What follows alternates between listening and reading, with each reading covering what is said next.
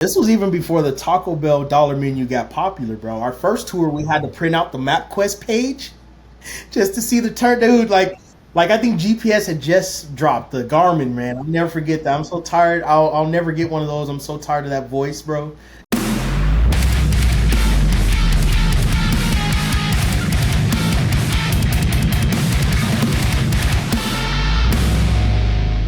Good morning, good evening, wherever you are. I'm glad you're right here with me. My name is Tyler Herrera, and this is Hardcore Dropout. So that clip you heard up front was from none other than Joseph James out in El Paso, Texas, otherwise known as Jay. Jay is a phenomenal drummer. Scratch that. Jay is a fucking savage drummer. Like, if you've seen this guy on Instagram, you know he's got power. He's got rhythm, he's got chops, and he's got feel. And he's the type of drummer when you see him, it evokes an emotion. And so when I thought of getting him on the podcast, I was just so hyped because I felt like his energy needed to be on the podcast. On top of that, Jay and I have yet another like winding story thanks to hardcore, because it goes all the way back to like 2009, 2010, when my brother's band and some friends of mine, they all toured from Southern California out to Texas. And after that tour, they came back talking about two things: this band called Triumph Over Shipwreck and their drummer Jay. Everyone had such high praise for his playing, for his personality, for what a like good time they had just being around him. And so him and I were friends on like MySpace. We probably talked on MySpace, but either way, like our story goes back like 16 years. But we've never had like a full conversation like this. So I was so hyped to get him on, and just to honor kind of this cool like friendship that we've had over the internet, and just, kind of all these connecting like points of contact in our life. I didn't do a lot of prep for this episode. I decided I'm just going to get on and I'm going to chop it up with Jay because I know he's a good dude, and it's probably going to be better if we just have a candid conversation. So yeah, I prepped some questions, but really, like, I think you can tell in this conversation, we just had a good time chopping it up about drums, about touring back then, about what a grind it is to be in like a smaller band. And it's really just such a fun conversation, and I'm so hyped that we get to, shine some light on this great human, this great drummer, this great dad. Congrats to him and his wife. Like, obviously, I'm just hyped on this one. So without further ado, Jay, welcome to Hardcore Dropout. Thank you so much for having me, my man. I appreciate it.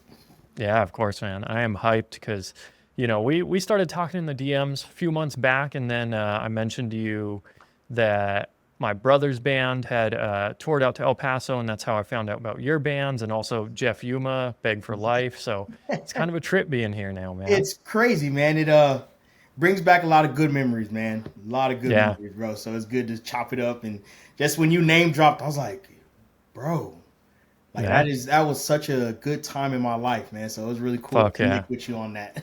Yeah. I think that was around probably like 2009, 2010 or so, right? Yes, sir. Yes, sir. Yeah, that's so dope.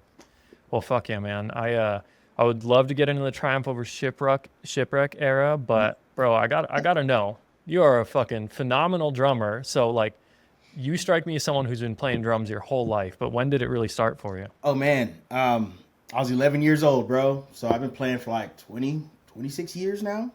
Okay. And yeah, man, started at church. I played bass first. I played bass and wasn't very good at it. I didn't like it, man. My great grandma was like, you got to play something, and I was like, well, I kind of want to play drums, but my cousin was playing drums at the time. And so he was getting ready to go to college, bro. And they were like, well, we're going to be looking for a drummer. And, I was right there. I was like, hey, me. Like, that's me, baby. And rest is history, man. Been at it ever since, bro. Hell yeah. That's so dope. This is already making sense too, because you got a ton of rhythm and like some syncopation and like funk shit. And I'm like, oh, that's the church chops. Yes. 100%, man. Yeah. It's everybody's kind of about it now.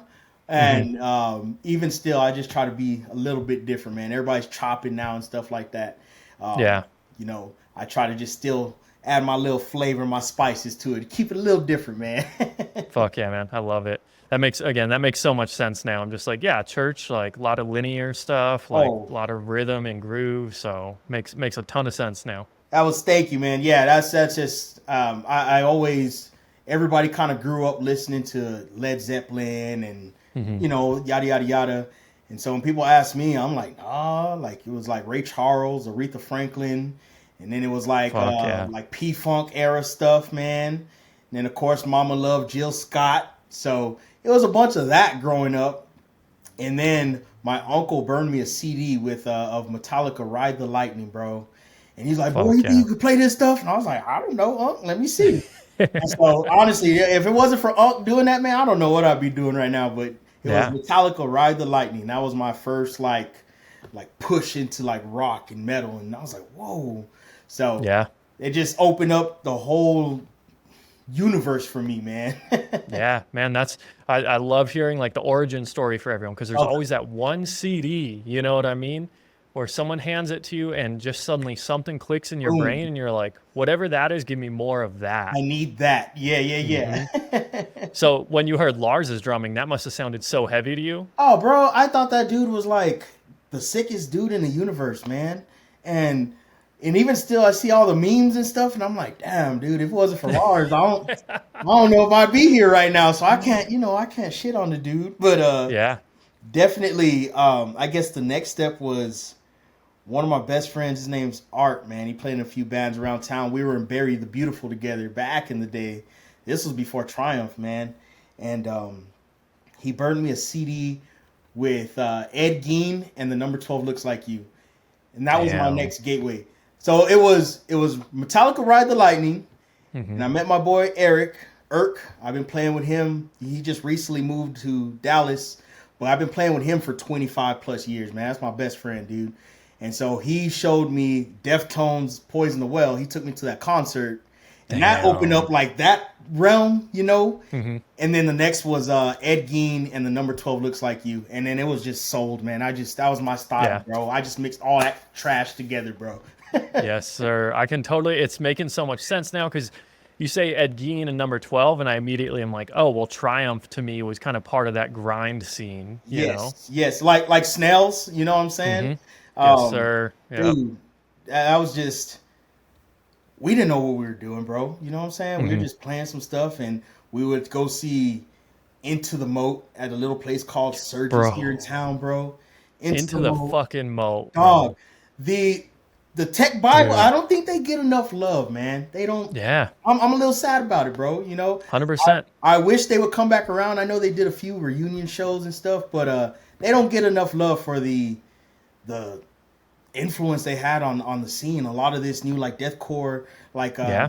all of it, dude. All that crazy shit into the moat. Hmm. Yeah, bro. Into the moat, like for me, I came in right in that in like 2004, 2005, and that's when some of that stuff was really starting to catch on. So, bro, into the moat, and then between the buried and me, and then dude, and then Colors comes out, and like, and then See You Next Tuesday gets on the scene. Like, there's so many of these good like tech grind type bands that I'm like, we kind of forgot about that era. I feel like. We let it slip a little bit, bro. I Hmm. think the cool thing is like Destroyer Destroyer just dropped the single. Hmm. I don't know if you heard that yet, but incredible. That's probably besides the number 12, Destroyer Destroyer, probably one of my biggest influence of all time, vocally, Fuck yeah. lyrically, and just musically. So I'm very excited they're back. But I think we let that wash. Like I like animosity, bro. Dude, yo, I'm gonna tell you the craziest lineup. So I saw this was probably, I don't know, one of my first five like legit shows, you know what I Yeah. mean? Not just like a local show. Dude, I saw Between the Buried and Me, The Red Chord, The Acacia Strain, and Animosity all in the same lineup. What was that tour called? I don't actually know. I Was mean, that this might have been for Alaska or right before Alaska came out. because Alaska changed the game for me personally. Yeah. Me and Irk like studied that album inside and out. The Hmm. transitions, how they piece parts together. To me, that's the perfect like metal album, dude. Yeah. I don't know if that tour was Beers and Steers, I'm not sure. I mean, dude, I was so like bro. fucking like flattered and flabbergasted at what I was seeing that like that whole night is like just one crazy blur to me because again it was one of my first legit shows and like Yeah, those four bands back to back like it was fucking nuts, man. that is actually insane, bro. I'm thinking a show that blew my mind was Animosity, Beneath the Massacre, Tony Danza Tap Yeah. Dance Extravaganza. Oh, bro, I think it was Attila before MTV made. Wild, damn. Before Franz became Franz. Yeah, dude. Yeah, yeah. Yep. So, damn, bro, that's just a good time for music, bro. It's just such a good time. The gold, I call it the golden era because Yeah. it's made everything I am today, bro. Honestly, like musically, Yep. yeah, yeah. Yeah. Makes me so stoked to hear because yeah, that's I love all the shit that's out right now. And you're the same. You post a lot of current shit, but like, you know, the shit you grow up on is the shit that sticks with you. And so that like 2004 to 2010 era to me is just the Yeah. sweet spot, you Yes, know? sir.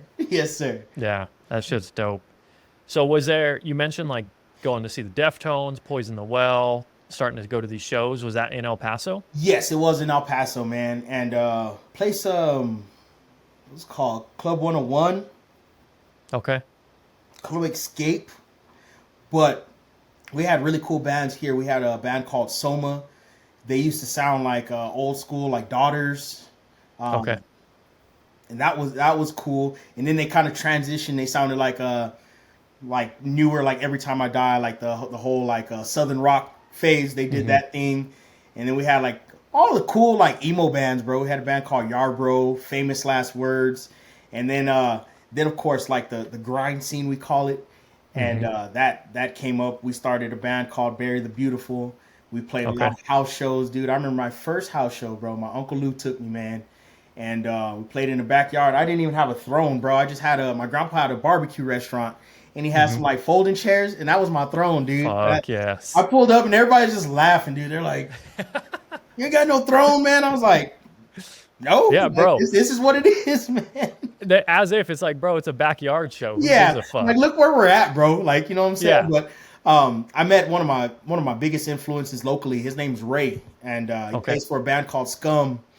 And I saw this guy play. He was playing. It was just like straight like grind. It was just Okay. blast beats, and he was doing vocals at the same time. And it blew my fucking mind, bro. I had never seen Damn. anything like that. That was when like Hmm. I thought the Deftones and Poison the Well was the heaviest of the all heavy. And then I Hmm. saw that in person. I was like, yo, I Yeah. need to do that. I want a blast beat. Yeah. So thanks, Ray. Yeah. Bro, that's I feel like that attitude or like that yeah, that attitude in heavy music is what grabs a lot of people because there is like a fuck it mentality and there's no rules. 100%. I think that's what makes. I never. We never tried to loop ourselves like in any scene. We're Hmm. trying to be cool with everybody, bro. Hardcore, the grind kids, the metalcore Yeah. kids, the emo kids. We just tried the hip hop heads, bro. We just tried to like all. We tried to get along with everybody so we could play whatever shows we wanted to play. Because Hmm. sometimes I think, like you said, every scene has its attitude, and you can learn a little bit from everybody, man. And so Yeah. that's what I liked about it. I just wanted to make music for the art of making music. I wanted it to be loud. I wanted it to be fast. I wanted it to be ugly, dude. Like Hmm. I remember in like when August Burns Red started getting real big, and Matt Hmm. Griner's like he's all about the metronome, bro. He's on it. Yeah. You can hear it, Yeah. bro. Adam Gray, Texas in July, you can hear it. Yep. 100%. And I remember like when everybody started getting into that, of course they're like, "Well, Jay, your band is just real chaotic, man. Like it's there's no pulse to it." And I was like, "That's the point, man. That's Yes, what it is, sir. dude." Yep. Yeah, bro. And that's what I'm saying is like there's this you know what a better word is than an attitude about it? It's just unhinged. Unhit. That's it. Yep. Unhit, bro. Yeah, and that's Has what I'm no saying box, like dude. yep. And you as a young kid, you know, you're 15, you're 16, whatever, you're Oh, like looking for shit to be a part of and then you go to one of these shows and like for me it was seeing moshing for the first time. yes.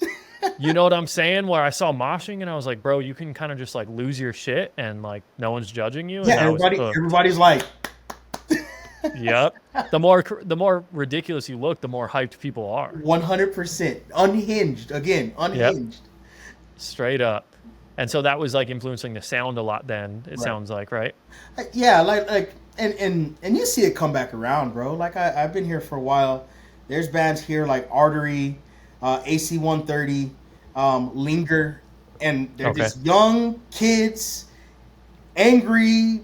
confused, and I love it. It's like you know how like older people are like, oh, babies, that's the fountain of youth. That's how I feel now being a, Yeah. a elder scene dude, man. I just look and I'm Yeah, like, there it is. Like, yeah, that they're not trying to impress anybody. They don't give a fuck. They're fucking rolling 100%. around on the floor and shit. I'm like, yeah, dude, yeah, Yeah, bro. And dude, when I go to shows now and the amount, like the range of people I see in the pit now, I'm like, okay, we're doing something right because anyone can participate, you anybody, know? bro, anybody. And I Yeah. think that's the coolest thing. You got people spazzing out. You got people fucking push moshing.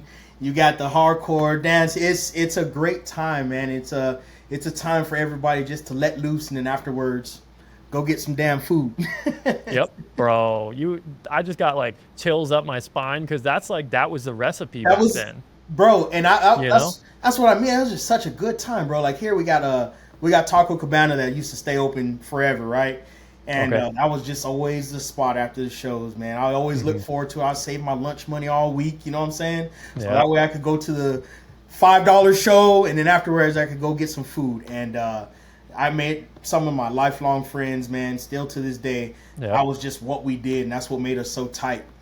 Yeah, bro. Straight up. I mean, in a roundabout way, like you and I are having this conversation because of that scene and because of that's like the approach, I'm not gonna like bash on the younger generation. I don't know what they're doing after shows now, but for us it was like you just fucking kick it after the show, and that's why when I mentioned my brother and mentioned Jeff Yuma to you, you knew immediately. Yeah, just because of that, we all hung out. It wasn't like you show up to the show, you play, and then you leave. Hmm. Or a lot of people do this. They only show up like at their right before their set, and then they Yeah. pack their stuff right back into the car, and they're gone, man. And then Yep. they wonder why people don't stick around. They wonder why people don't support them. It's just building Yeah. that bond. We toured Yeah. with Pacifist, bro. I don't know if you Okay. remember Pacifist. Yep. Um, and they were just kind of like that, like cartoon, like goofy grind, and the singer was just kind of like just unhinged. Yeah. And I remember people would come to the show like these big tough dudes, man. And of course, this band was the band. They had dildos in their music video, bro.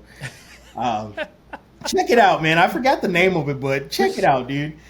And you got these big like FSU hardcore dudes like coming to the show, and they're just chilling. And like I would ask them like, "Yo, y'all like this?" And they're like, "No, not really, but they're fucking cool dudes, so we come to hang out Hmm. with them. Yeah. We'll pay to hang out." And I was like, it was like at that moment. This was like 2000, bro. This was like 2010, 2011. Okay. And yeah, that's when I learned like the tour formula, right? Like Yeah. be cool with everybody, because sometimes they might not even like your band, but just because you're a cool dude, they'll come out and support you, right? The money still Yeah. goes to you. It helps you get to the next city, and that's what goes a long way. The friendships. Absolutely. Yeah. I mean, dude, it's kind of what got me back into heavy music. Like, I never left it. You know what I Yeah, mean? I've always listened to heavy music, but when I moved out here to Phoenix a few years ago, we have the Nile, that's you right. know, and so like I was like, okay, I'm gonna start going to shows because there's just a ton coming through. And then I was just like, once I started going to these shows, I remembered like, dude, it's just about being in this room with other people. 100%. It's just, and also I find a lot of times like when I go watch my brother's bands play and it's like a smaller show, like those are usually the better shows because you're just kicking it with homies. You're having a good time, bro. Those are my favorite shows. I always play the dumbest shit at those shows, man. That's Yeah. where all the clips on it. It usually comes from like a smaller show. The bigger shows Yeah. you get a little bit of that, like I gotta be on it. Hmm. Yeah. But the smaller shows, is like you said, it's homies, man. It's where you have a good time. You kind of trade chops with each other, and Yeah. I've had the best time at the smaller gigs, man. So Yeah. younger bands, man, don't worry about who's out in the crowd. Just have a good time. In period. That's what I think it should be about. Facts. Straight up wisdom, bro. Well, man, so what at what point then did Triumph Over Shipwreck start? 2007. Okay. Yes, June actually. So, damn. Wow. Yeah, June Yeah. 2007. We were in a band. Eric, myself, and I'm trying to think who transitioned to Triumph. Well, So was Eric also in, you said, what was it? Buried what? yeah. So, Fall of Sobriety, which was our punk Okay. drunk band. Fall of Oh Sobriety, bro. shit. And then I found the Straight Edge, and I was Straight Yeah. Edge. We started Bury the Beautiful. And then from Bury the Beautiful, we started A Basement, A Noose, A Casket, Abenak. and then we Okay. started Triumph over Shipwreck, man. What a trip, dude. That is just that all those names speak to that era. I think back, I'm like, God damn it, man. Yep. We all been there though, bro. So you start Triumph then after Bury the Beautiful, and was it like were you were you wanting to do that grind sound? We Abenak, Basement and Noosa Casket was very biggest influence I'd say was like Black Dahlia Murder, Embrace the End, Through the Eyes of the Dead, like that kind of early like metalcore, like when deathcore was just kind of. So that Yeah. was Abenak, man, and we had already like Bury the Beautiful before Abenak was super like chaotic, just like I wouldn't even call it tech. It was just like grind, man. It's noise, Yeah. dude. And Hmm. the influences there, I would say, were like Circle Takes the Square. Um, I don't even know if I can say this anymore, but Two Dead Sluts, One Good Fuck. Yep. Yeah, yeah, Again, unhinged. yeah, dude. Unhinged, dude. That vocal is just gore grind, Yeah. bro. And the guy would play 100%. naked. So yeah, it Wild. goes to show you how much times have changed, man. Yeah, Um, straight up. so we kind of when we started Triumph, we actually started as an instrumental band, Okay. and so we wanted to just do like we're like, well, what if we take like elements of like that chaotic sound, and then what if Hmm. we take like that more structured flow from Abenak, and what if we just mesh that together and have Triumph over Shipwreck, and that's what we did, man. Influences would be like old school Animosity, um, Into the Moat, Hmm. Ion Dissonance, Destroyer, dude, Pig Destroy, like just like a little bit more structured, but still very chaotic in terms, like right, Yeah. real crazy. I would say more like Ion Dissonance, and Okay. Yeah. that's just what we wanted to run with, man. And it Yeah. hit well for a long time, bro. It did good for a long time, and after a Yeah. while, it just started going over people's heads. Yep. Yeah. Yeah, and that's what big part of the reason I wanted to do this interview is to talk about that era because you guys were right in the middle of that like kind of it's tough to call it grind completely because it's not just like napalm death or some shit, you know? Exactly. Yeah. Yeah. But it's like you had the chaos of grind, but a little more of like the rhythm of metalcore, some of the melody, like but all that shit was hitting back then. All of it, bro. Dude, I don't know, like conducting from graves. Hmm. The Yep. first line, like the CD with all the fire on it on the cover and stuff, before they got on Sumerian, dude, Yeah. dude, like that. Drew Winters, bro. That's one of my favorite vocalists, and we opened up for them, and I remember he was like, "Dude, this is a weird sound." He's like, "You guys have that like between the Buried Me, Alaska like flow." Yeah. It's very still like unhinged, like it has a certain energy Hmm. to it, and Yeah. like it was weird, bro. Because yeah, we were watching like some stuff fall off, like like the number 12 started to kind of dwindle away a Yeah. little bit. You know what I'm saying? What would you call that? Like more the nice MySpace grind type stuff. You Dude, know, I let's just get all the 100%. girls. You know what I'm saying? With the hi Yeah. hats, heavy low low, Yep. duck duck I mean, goose. Danza had it a little bit. Danza, you know what I'm saying? Yep. Like we're kind of watching those bands start to like not fall off, but just change, right? Yeah. Like when Josh Travis Danza is totally different from OG lineup Danza, dude. Like Yeah. Danza 2, Danza 3, it's just way different. In my opinion, Hmm. because I actually grew up in that Danza 1, Danza 2, I grew up watching that. So when Yeah. Danza 3 came out, it was still amazing, but it just was different. You know, it was Absolutely. more structured. It was a we call it like the controlled chaos. Yeah. Absolutely. And that's what I'm saying is even Triumph, when I went back and started listening a bit for this episode, I was like, Damn. back then, I was like, I really did think of you guys as like a grind band. But when I went back and listened, I was like, actually, there's more like metalcore Yeah. to this than I remembered, you Yeah. know? Bro, I think that's why I love like counterparts. Like, Yes. you know, like I feel like they still got the elements of still being a little noisy, but it's very Hmm. melodic, it's very structured. So it puts me in the mindset of back in the day. Hmm. You fuck with End? Dude. First of all, Matt G's like my favorite drummer of all time Yep. right now. That dude is killing it. Sorry, John Carroll. John Carroll's my favorite drummer of all time. Wait, is John Carroll? Who's John Carroll? He used to play for number 12. He's in the Sawtooth Grid Okay. now. Okay, okay. I've taken lessons with John probably the last like 7-8 years, man, and it's the best thing I've ever done. So I got to give Fuck yeah. him his. But Matt G, and that Boundaries album he recorded, just Mhm. as a producer, he produced Null Space from Pathogen, bro. Like his work with Acacia Strain, amazing. But End is my Yep. shit, dude. End is my shit. Yeah.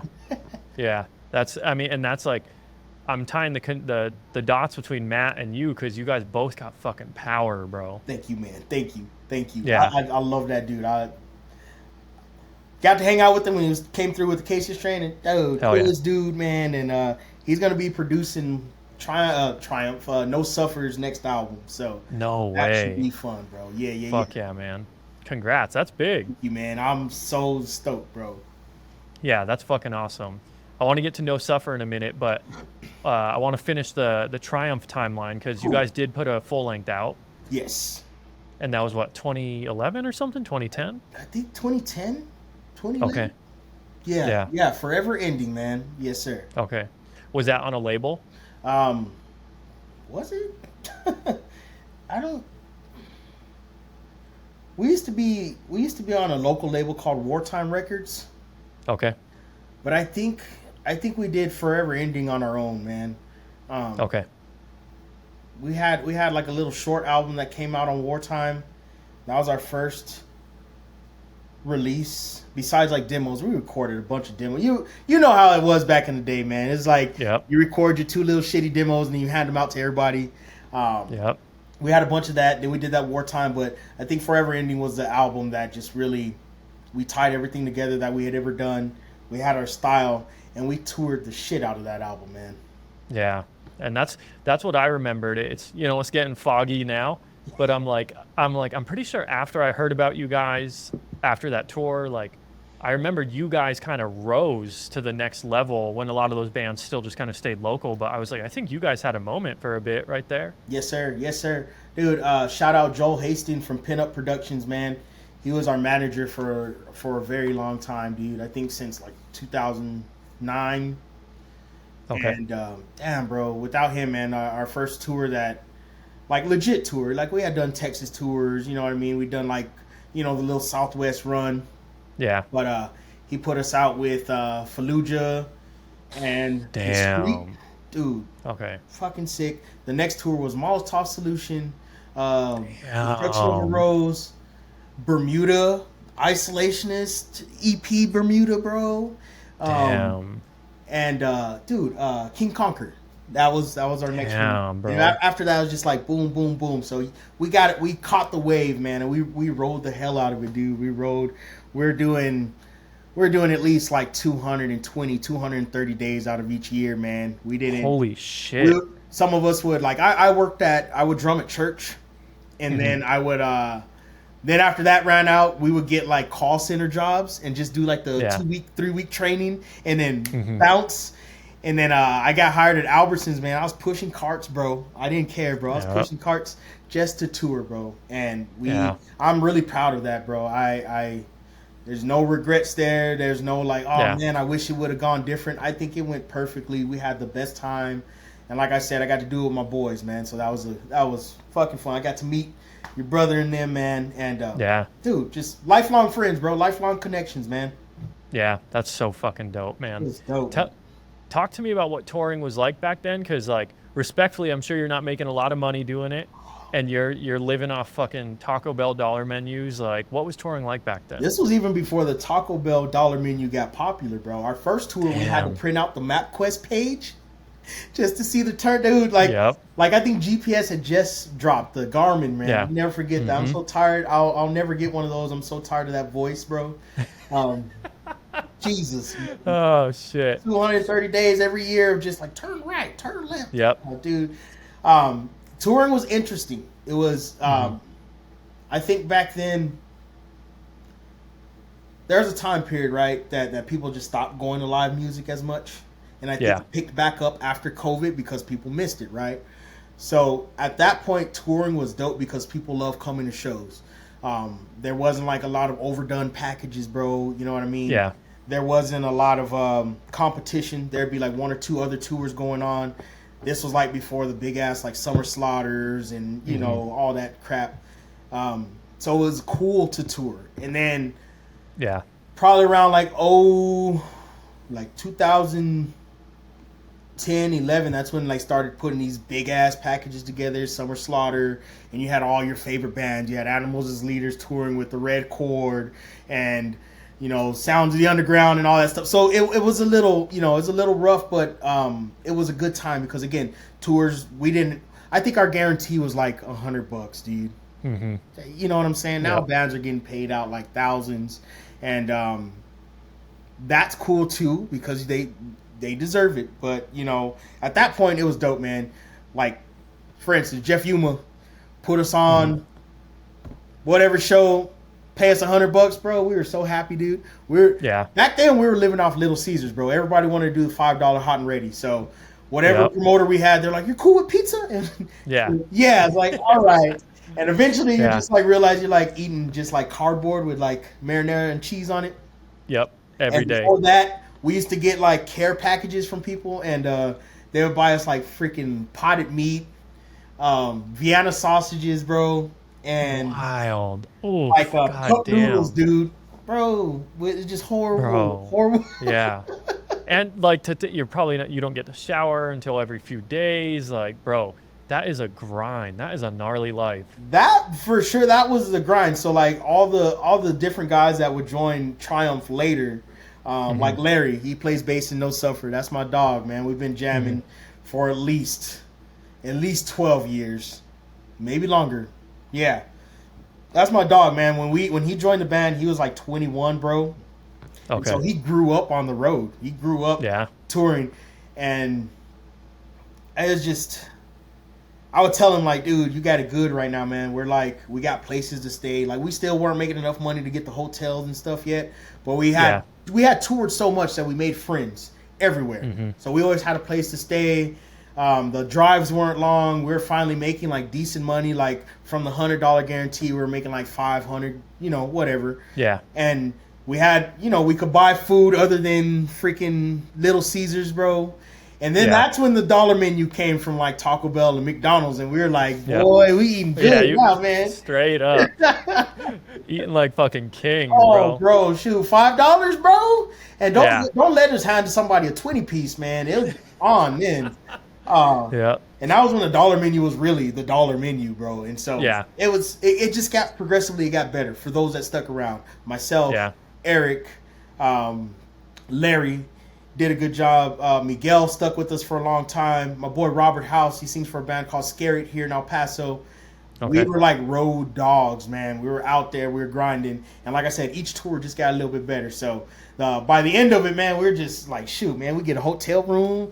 The van was nice and gassed up, nice little tires, new tires. We weren't scared. Yes, for a while there, man, it sucked, bro. If the van broke down, we broke down in Arizona. We actually did. We were starting tours with a Pressinger, and it was in June, man. And I remember we drove out to Phoenix, man, and that little long strip, bro. Yeah. Transmission went out. We pulled up. We were just able to pull into a brake master. Pulled in, bro, and luckily we just stayed, man. We just stayed. Yeah. Got the van fixed. My stepdad helped us out, bro. He dropped like $1,000 to help us out, dude. And we got back on the road and did the rest of the tour. Yeah. But I remember like that sucked, man, because Yeah. we didn't have savings, man. Savings, what? Pfft. Yeah. I only brought $150 out for this 2-month tour, man. So Yes, sir. it was rough, Bro, man. and it's at that point you're like, why save when we can get a hotel, we can get, we can get more food, we can get the 20-piece, like, We're you're good. not thinking, dude, you're not thinking beyond the next day. No, not at all, bro. And I think, bro, we were literally living like nomads, man. It just you're like how I would imagine like Vikings were back in the day, bro. Just stopping somewhere new and being like, well, we're gonna jam tonight and we're gonna see what we can collect. Straight up, bro. That is really like the perfect metaphor because you are just bouncing around. You don't really. It's not guaranteed you're gonna make it to your next stop. like straight up nomads or like pioneers where you're just like, all right, we know this is where we need to go. Are we gonna get there? Guess we'll find out. Maybe. Yeah, we'll see. Yep. Dude, we played Phoenix, Hmm. and the next show, it was a one-off, so we just booked it. We played Albuquerque, Phoenix, Okay. and Albuquerque did okay. We had to buy tires, so we spent the money in Albuquerque, got tires, drove to Phoenix. That show dropped. So Fuck. luckily one of my uncles lived there. He's like, yeah, come through, come. And so we opened up the merch box, man, and we had $200. But we had to drive to Redding, California to start tour, bro. Holy And shit. uh, dude, 23 hour drive. And Sounds about bro, right. man, my uncle was just like, I got some money, I'll help y'all out. And he's like, just get there. And so we gassed up, man, and we're leaving. We're like, dude, like, hopefully nothing goes wrong, because that's all we had. $200. 200. Yeah. Our uncle filled us up. I think gave us $100. We put 100 in the van, and we put the other 50 for gas, man. And bro, we were like, well, let's see if we make Yeah. it. And so we made it, bro. We made it. Gas tank was right above E. Pull up. Yeah. Fucking show was stacked, bro. People Fuck everywhere, yes. bro. We played with the Theer. We played with Jesus, man. Kingdom of Giants, Okay. maybe. Dude, I forgot who exactly was on it, but it was a pack show. We made I think we made 600. We damn near Damn. sold out of merch, Yeah. and it was just like worth it. It was worth it. Yeah. Just that, Bro, 600 for like a touring, like fucking like, a workhorse band. 600 is like, you can oh, live off that for a few days. dude. And we learned how to live cheap, man. Mm-hmm. We didn't care, Yep. bro. So it wasn't like we didn't have anybody in the band that was like, oh, I need my cut. I need my money. Like, that was the Yeah. band's money, bro. And if somebody needed something, food, socks, right? Yeah. Baby Yeah. wipes, like, yo, get Yeah. it. Like, get it. This is for the band. Whatever the band needs. So that way it could self-sustain. And eventually Yeah. we got that formula down. So that way we never had to put money into touring. It was just automatic. We get in the van. We got plenty of gas money. We got savings now. We got a Yep. credit card. You know what I'm saying? So Fuck yes. it got better, man. Yeah. I love hearing that because you see touring now and and I say this glad for everyone, but it is cush now. Oh, bro. When I see like what are those the touring things the bandwagons? Have you Yeah, seen those? dude. Yes, yes. I'm like I get it. It's not a full touring bus, but like bro, you got a bunk. It's sick. It's sick, dude. Yeah. Um, we well, it's about no suffer, but I'll wait for that one. Okay, sounds good. We'll get there in a minute because I do want to hear your thoughts on like I have this kind of theory, and you've been like in the workhorse band. Yeah. I think when you look back on the era that we're from, bands would peak and they would peak really fast and then fall off really Oh fast. yeah, dude. Oh yeah. And I think it's because of how hard touring was back then. You know? A lot of people didn't get along, man. They Hmm. didn't, when you're hungry, you're sleepy, you stink, somebody Yeah. else stinks.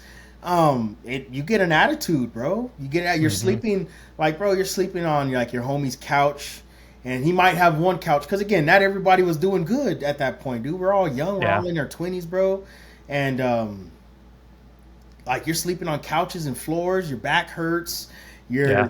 you've eaten once, you ran out of socks, bro. You know what I'm saying? Like, Yeah. it can just get tough, dude. And I saw a lot of bands like they just couldn't hack it. Like Inside the Beehive, man. Not to name drop, but you know, those dudes. I think they tried to tour and they could only go to like New Jersey before they Yeah. wanted to just fight. So a Hmm. lot of bands peaked and then they had to tour and they just Yeah. weren't comfortable enough with each other to make it last, dude. So Yeah. a lot of bands peaked and just Yeah. And that's what I'm saying because you see bands now, and like I think of a band like Silent Planet, yes, like they're like they're like I would say just me speculating, like they're like a mid-sized band.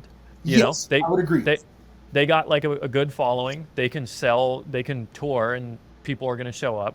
But they're not as big as fucking Kubla Khan or something like that. Correct. But even Silent Planet, it seems like they're like happy doing what they're doing. Oh, bro, it's hella cush, bro, Mhm. and now everybody kind of plans for individuals, Yeah. right? Everybody Mhm. kind of has what they need to keep them happy. Like, hey, man, homeboy, like fucking the goddamn Cottonelle booty bites, man. Get him, homeboy like the Oh, damn peach shit. rings, man. Get him some peach Yeah. rings. Jay likes monsters. Get him some monsters, bro. You know what I'm Yes, saying? sir. It's more Yep. individual now, so everybody kind of like it's like a pacifier, bro. Like here you go, Yep. you enjoy it. Yep. Go do your run. Yep. You got your bunk. Yeah, Bro. here's your fucking You, sheet.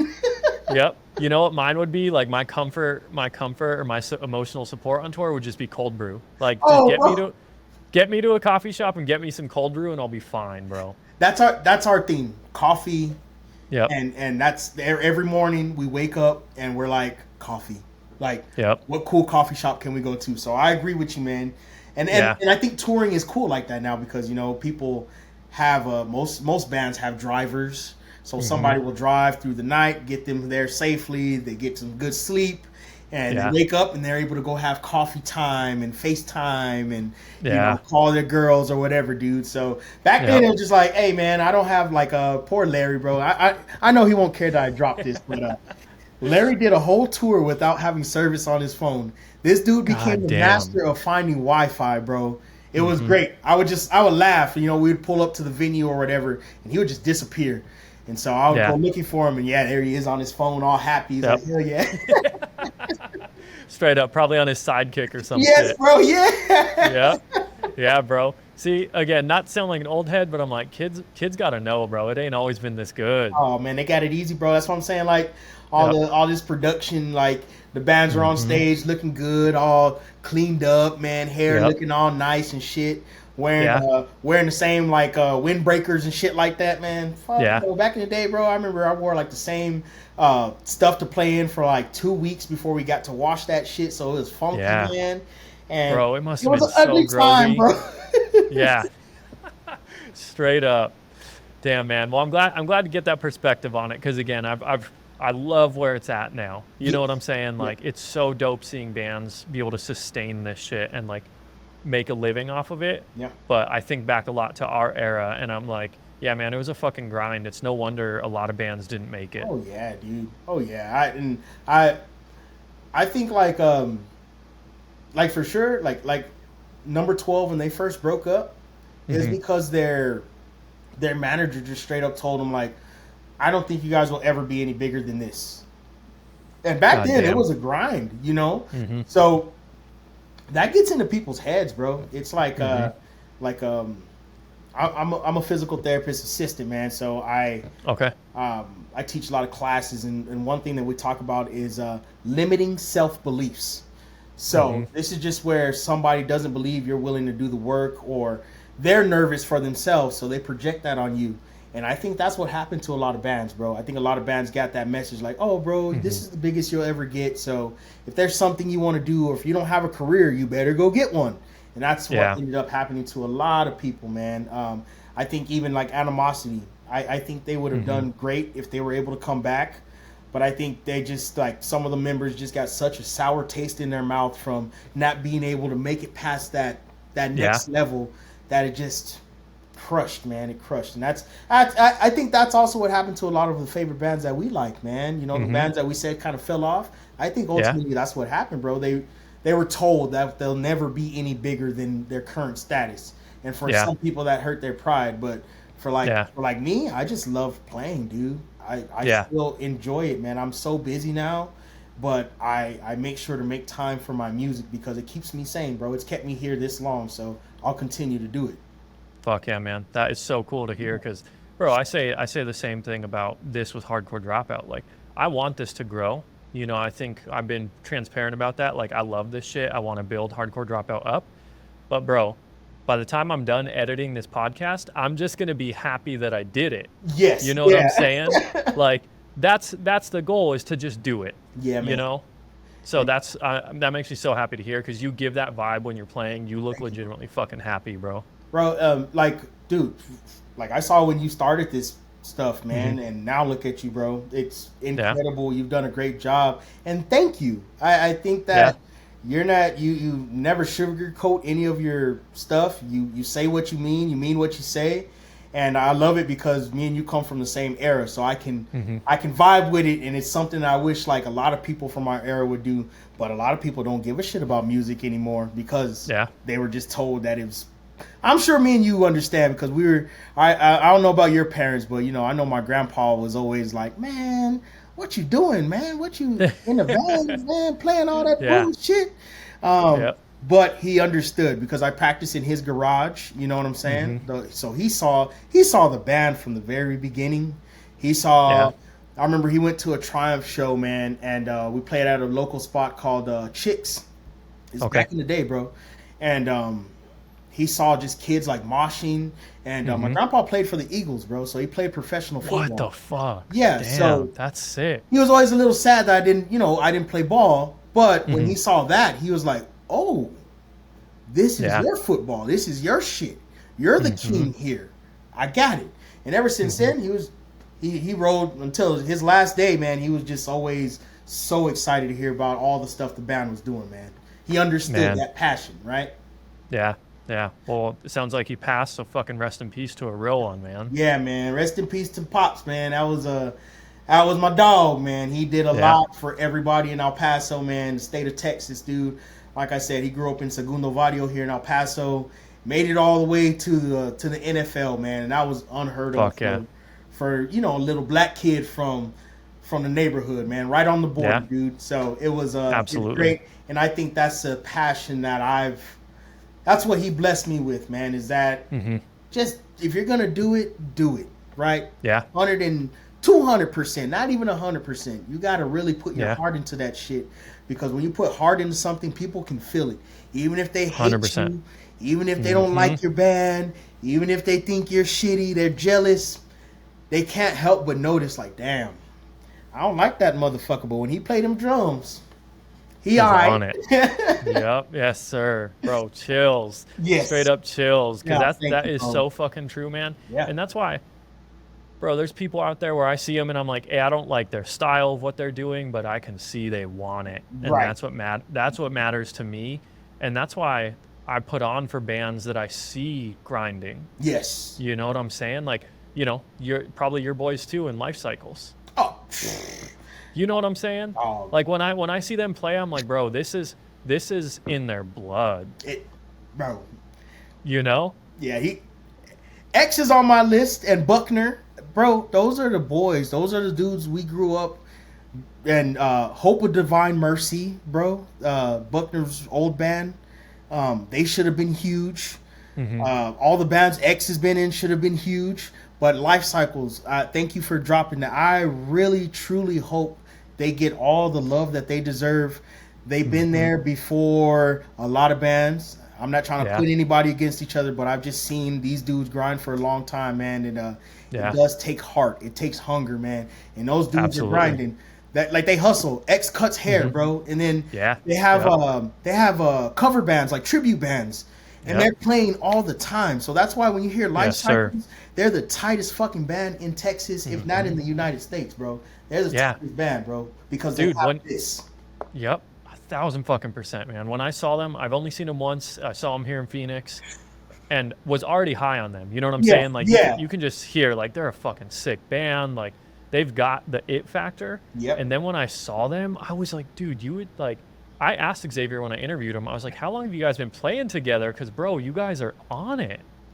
Like they sounded like this sounds funny, but they sounded like a professional band.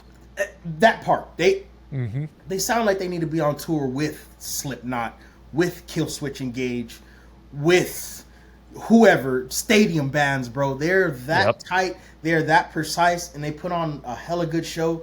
But they're cool fucking dudes, man. Yes, They're sir. cool. Yep. That's the part that, like, I met so many dudes that are just sick, but they suck. They just I don't like to be around them, bro. I don't care. You know what I'm saying? Yeah.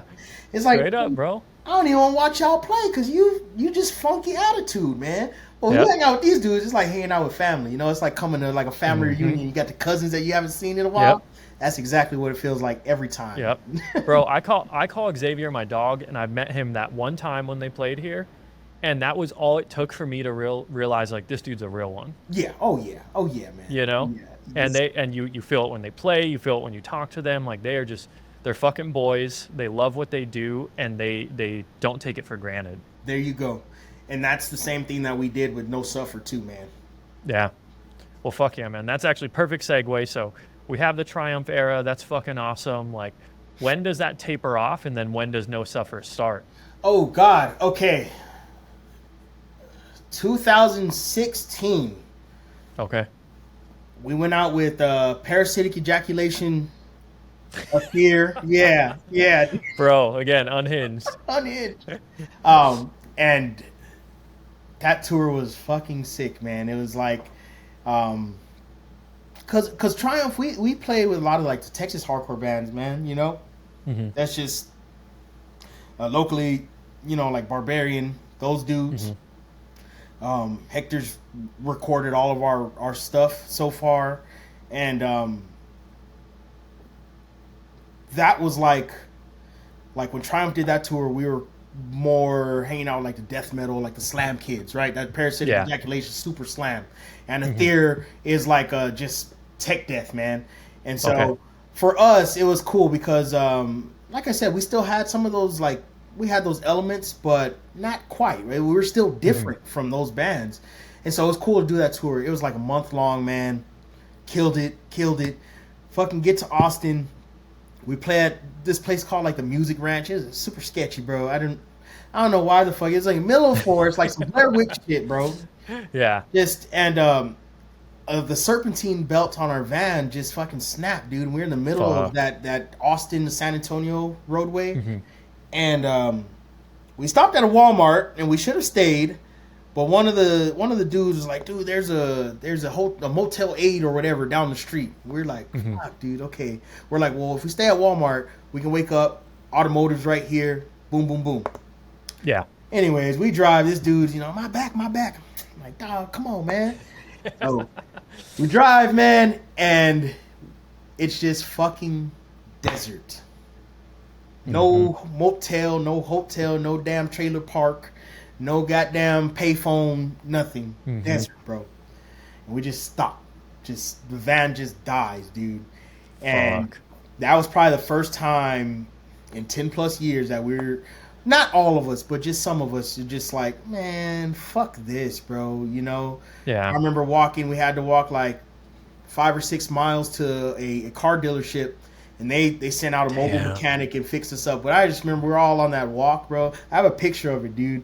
And we're all walking, bro, and we just all got our heads down, and it just defeated, bro. Because, like I said, a Yeah. couple of years earlier, we had just, well, actually 2015, we had just replaced the transmission, man. Hmm. That was $3,000, and dude, we weren't making money, bro. We were just making Yeah. it to enjoy touring, and so that Yeah. was kind of like the needle that broke the camel's back, bro. It's just Hmm. so Yeah. 2016 Triumph ended, bro.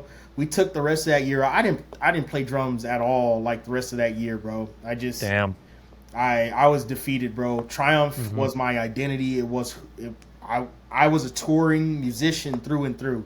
I didn't it's like you just get comfortable being around your bandmates, your people, and you Hmm. kind of forget what things are like at home, what things are Yeah. like with your relationships, um, working every day, and not having like, okay, we're looking ahead to tour. It was just kind of like stagnant, bro. That was a very depressing time in my life, bro. And Hmm. so Irk went back to school. He was like, yo, man, I'm gonna do this shit. And I started manager at Albertsons. I took that role, and Okay. we all started working and shit. And so the end of 2016, like we had taken like 6 months. We didn't do shit, dude. And we started writing some stuff, Eric and I, because we live together still. So we were writing, Okay. and we were like, yo, we like this shit, man. Like, we're like, Hmm. and we're like, okay, okay. So we started piecing together some of the first stuff on the first full length from No Suffer. And then so Larry, the vocalist from Triumph, we're like, Hmm. dog, can you play bass? And he's all, yeah, I can play bass. Boom, let's Okay. do it. Okay. So originally it was just gonna be a three-piece. It's gonna be Eric, Larry, and I, and we're all just gonna do like fucking Ed Gein, all do vocals. Yeah. And my man Toast, bro, my man Toast, that's my dog, ex Barbarian. plays in a band called Rotten Disgust right now. And of course, I just tricked his ass. He's always written the most amazing poetry, and he wanted Okay. to write books. You know what I'm saying? Yeah. And publishing and all that stuff. He tried it, never really worked out for him. But I wanted the Mhm. world to like read his shit, man. I wanted them to get Mhm. a piece of that. And I was like, dog, you've done some parts in Triumph, where he grabs Mike just Yeah. random when we're just all hanging out and shit. And I was like, do vocals, man. And so I Yeah. put his ass into doing vocals. He's a drummer. I gotta let everybody know that he's a drummer first. He always wants me to Yeah. mention that, but he's one hell of a vocalist and one hell of a lyricist, man. So we started fleshing things out, and our first show was South by Southwest in Austin in Damn. Hell yeah. 2017, man. So it So was you picked up bro. Yeah. right where Triumph left off. You pretty much were just on to the next one. And that was the cool part, because we had made so Mhm. many connections that people, when they Yeah. heard Triumph broke up, they're like, oh, fuck. So we were like, hey, we got this new band. Like, can we just... Yeah. And everybody was like, oh, yeah, let's do that. So, yeah, Yeah. South by Southwest was our first show. We played the next night. We played a backyard show in Austin, and that was No Fuck yeah. Suffer. No Suffer's first show wasn't even in El Paso. I think the next show after that was in Albuquerque. So we definitely Okay. just picked up on the traveling and just getting out. And then we played home. We played El Paso on our third show. Well, fourth, Okay. technically. Fuck yeah. That's dope. Yeah, that's so sick. I honestly didn't realize No Suffer had been around that long. Yeah. And for a while, and honestly, we just kind of just did it. We're all working, like we had jobs now, and I just started living with my lady, my wife now. I just started Okay. living with her. Eric was in school, so we just all told each other, like, hey, let's not make No Suffer stressful. Let's just have fun. Let's play music. Let's write shit that we want to write, no matter if it's like beat down or if it's Texas hardcore or if it's chaos. Like, let's just do it. And Yeah. I think that's what made it so fun and made it flourish the way that it did, is because we didn't give a fuck, right? Yeah. This is when bands were all kind of wearing the same material, they're all on stage like with their in-ears and shit, like, Yeah. it's just that when that shit started popping up, Axe Effects and shit like that. So we Yeah. just wanted to be the loudest, like the noisiest, rowdiest band, and that's when No Suffer was born, man. Fuck yeah. That's so dope, because you mentioned some of the sounds right there, and when I was listening to you guys this week, I was like, there's some beat down shit, but you guys are kind of more like a deathcore Yeah.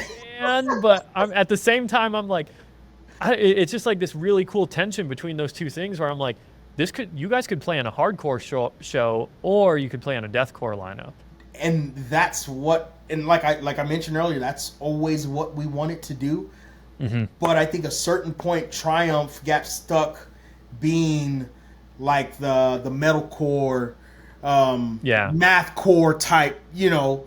Yeah. We got kind of pinned with those bands, and those bands were dying out. So it was hard. Some of the last tours we did with Triumph were like with Drowning from Chicago, where I heard Knock Loose for the first time on a demo. Wild. And now look at them, Damn. dog. Mm-hmm. But that's where Yep. that's where we got that like beat down from, is touring with Drowning, bro. Okay. We played this festival in Indianapolis, dude, and Okay.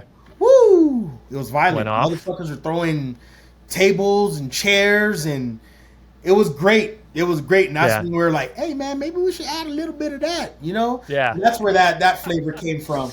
Yeah. We just tried, like, we wanted to do deathcore. Like, this is why Psycho Frame is probably one of my favorite bands right now, is because we wanted to do that. We wanted to do just be pissed off. We didn't want to do the whole like black metal influence deathcore. Yeah. We wanted to do like the Animosity, the Despised Icon, like that fast, like in your face, like it just hits, the breakdowns fucking hit. Yep. And so that's what we did, try to mesh together, man. So you hit it right on the head, brother. Yeah, hell yeah. Glad to hear it, because I love what you guys are doing. And Thank you. dude, even Despised Icon, you mentioned that, it's like Animosity too. Yeah. There's this thing where like when a new genre is like getting invented, you're not thinking about making it pretty, you're just thinking like, let's combine these two things. Yes.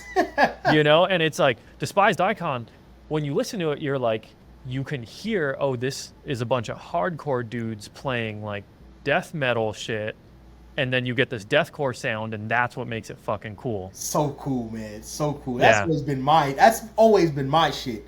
Mm-hmm. Like I said, when I was like straight edge, I did a lot of like X Tripwire X, Okay. Heavy Hands, all that kind of stuff, man. Yep. And that was dope to me. But I also liked the metal. I wasn't, just a hardcore dude. I liked the metal stuff and I liked the death metal stuff. And so with my playing, I've never been like super heavy like on D beats. Okay. I would just play them like a metal dude. And Toast would always correct me because Toast is the D beat Okay. king of the universe. But Yeah. he would always tell me, "Hey man, you gotta play the D beats like this." So that's where that like hardcore transition came from. So it's definitely like, death metal dudes playing hardcore, or the hardcore kids playing death metal, and that's kind of where we're in that in between stage, man. Yeah. That's fucking dope. I love it, man. I'm even thinking, I think it's in Penumbra. It starts off with like a little bit of a breakdown, but then it goes straight into like the D beat shit within like 10 seconds. Yep. Bro, that shit goes hard, man. Thank you, man. Thank you, dude. Yeah. So that stuff is coming off of like so Jerry used to play in a band called Damien, and to me, like Gatekeeper, Creeping Death, all those bands, Damien came first, but because they were from Little Las Cruces, I don't think they got the attention that they needed, bro. And then too, they were kind of the type of dudes that didn't really want to tour that much, It was rough, and they weren't willing to make that next step. But I truly believe that band, Damien, would have been huge. Okay. Yeah. Check them out if you haven't, man. Definitely got to. But Jerry, he joined like 2018, 2019, I think. And so that's also where our style kind of shifted a little bit too, to what you hear now. Like still a lot of breakdowns, but more D beats, more like blast beat sections and stuff like that. It's more again that structured chaos, because Jerry's one hell of a songwriter, man. That dude can write some fucking riffs, man. So it's cool to have him kind of control the chaos that Eric and I brought to the band, where we've always been the chaos kids. And so it's cool to have his element come in and just sprinkle. I think that's where it truly gets our death metal flavor from, is from Jerry and his Damien days, man. Hell yeah, that's sick. I'll check them out. Yes, sir. You know who else you guys remind me of is Delta Hate. Oh, shit. Yeah, you fuck with them? Yeah, dude, that's huge. Yeah. Because dude, Delta Hate, shout out them. Like, there's someone I can't wait to get on here. Like, there's all these little bands that I'm like that I've told myself I'm gonna put on for with Hardcore Dropout. You know what I mean? That's so dope, man. That's dope. And yeah, Delta Hate is one of them, because dude, when I heard them, they had that same flair of like, is this a hardcore band or a deathcore band? Like, what is it? I don't know, but it's fucking sick. It's so good. Damn, that's cool. Thank you for that. Those dudes are dope, man. I love their stuff a lot, man.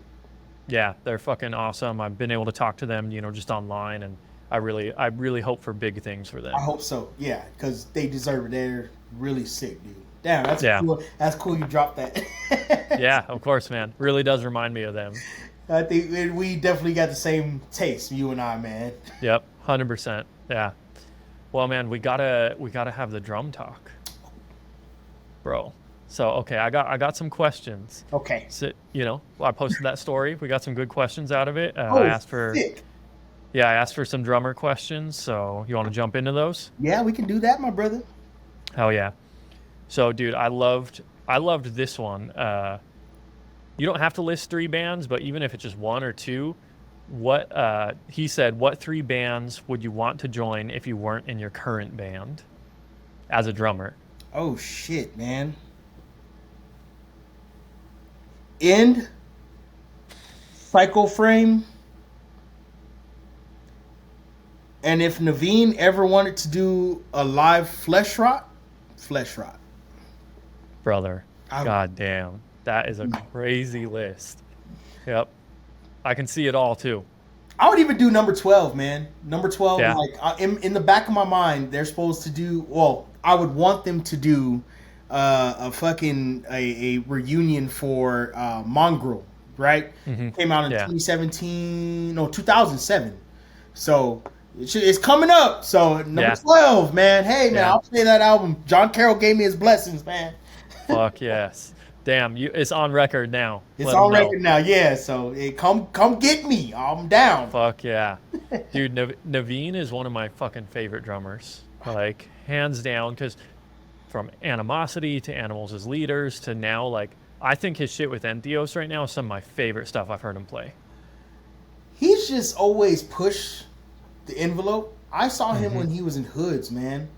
And, Damn. this was in Surges, bro. Surges is a club here in El Paso. Um, it was no bigger than a fucking shoebox, dude. Mm-hmm. And I saw Navene with Hoods, and I was just like, this dude. Because again, I had more of that. I didn't grow up listening to like metal and hardcore. I grew up listening, and so when I heard Navene drumming with Hoods, it was just a different approach to hardcore, from what I was used to, and it caught my ear, and I was like, dude, this guy, I'll never forget, man. Animosity played here at the Whore Bar, the House of Rock and Roll, dude, and Leo was sick. Okay. So they pulled up and they set up, blah blah blah. I think Thumbscrew was on that tour, and My Bitter End. So of course, shout out Poopy Sanchez from Austin, Texas, baby. That's the boy. Thumbscrew, and then of course, Mike from My Bitter End. Mm-hmm.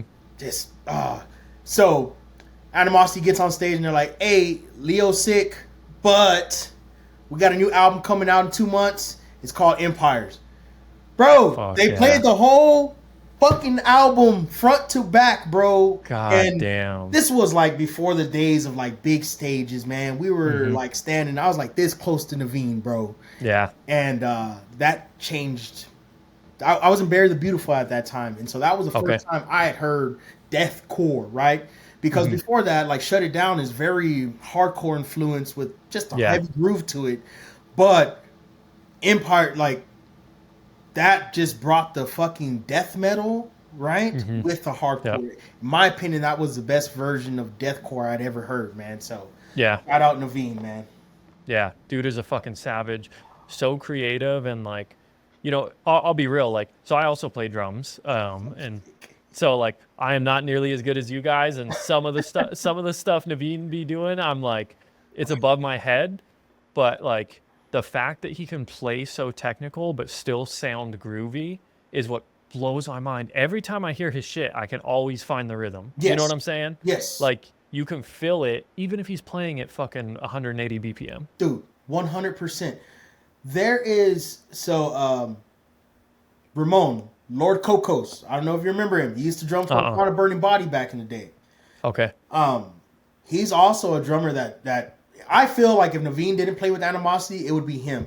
So I learned a lot from him in terms of just using like effect symbols, right? You know me, I play the shit out of my cymbals, dude. Yep. All my chinas, all the mini stacks, all that. That's my shit, dude. And if it weren't for like Lord Cocos and Navene, I don't think I would have really grasped that concept and kind of made my style what it is today. So definitely Navene is just that dude's a national treasure, man. He needs more love too. I know he gets the love. He doesn't get the love he deserves. He gets a lot of love, but I agree, I don't think he truly. People don't understand how influential his drumming is on what heavy music is today, dude. Yep, absolutely. And he seems like he's, we talked about it earlier, having heart, just being down for it. He seems like him and Cheney, his wife, they both seem like, to me, they're superstars. Yes. Easily. But they're underrated superstars, and to me, it doesn't seem like they give a fuck because they're just happy to be playing music. That's what I like about it, and I love them as a team, and that's why I always support Entheos, just because they have worked so hard despite everything, They went from having like Frank in the band and Evan Brewer to just kind of I know Malcolm from Infuri used to play guitar for them for a little bit, and now fucking Navene just wrote. He just like, hey, I'm gonna write this shit my fucking self and put it out. Yep. And I think that's so cool, man. So I agree. Him and Cheney are role models for mom and dad, bro. Yeah, straight up, dude. Fucking metal mom and dad. Metal mom and dad, dude. 100%. Yeah, absolute real ones. They're like dream like guests for me. I hope to interview both of them one day because again, you can see like they give a shit about what they're doing. 100, bro. Hey, man, I can always drop the name for you, man. I'll do it. Bro, I'll do it. don't play with me because I'm gonna take you up on that. Yeah, no, no. After this, just holler at me. I'll Fuck set you yes. up. I'll try my hardest, man. Hell yeah, man. Real one. I've gotten to DM with them a little bit, trying to build that rapport, Yeah, but if you could help me out, like that would be fucking I'll put the huge, word man. in, man. I'll put the word in. Thank you, man. I appreciate that. Well, on that note, who are some other drummers growing up that were like that's who I want to know is who are the first drummers that really caught your eye? Like for me, a big one was like when I heard Aaron Gillespie and Under Oath. Yes. Like when I heard him, I was like, bro, I want to play drums. So I'm curious, who are the drummers for you? Oh, dude.